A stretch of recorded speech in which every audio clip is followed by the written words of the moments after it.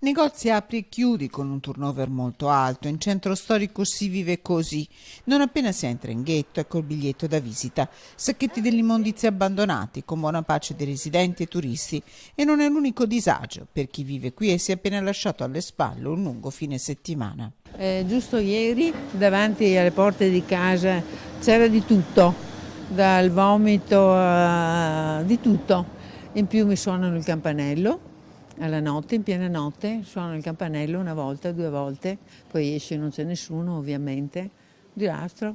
Ci sono 200-300 ragazzi ubriachi sotto casa, non mi danno fastidio perché essendo nato e vissuto qui mi sono premunito, ho finestre con uno spessore di 12 centimetri per cui a me non danno fastidio.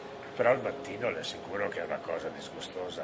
16-17 anni più piccoli, 30 anni più grandi. Le sere del fine settimana sono lunghe per chi vive qui ed è stato costretto a dotarsi di vetri antirumore, per non parlare della sporcizia e della maleducazione. Sono questi stuoli di ragazzi che non si sa perché devono urlare, passando urlano e gridano, sono i campanelli, buttano per terra cose, bottiglie, abbandonano di tutto. E mentre si cammina, all'occhio saltano serrande abbassate e qua e là cartelli affittasi. Vedono sempre di più serrande chiuse o scritte vendesi, affittasi e vedo sempre che sì, gli unici posti molto frequentati sono appunto locali, pub e baretti, insomma sì, lì c'è sempre molto afflusso di giovani e non, però sì, i negozi sono diciamo non proprio morti, però insomma quasi.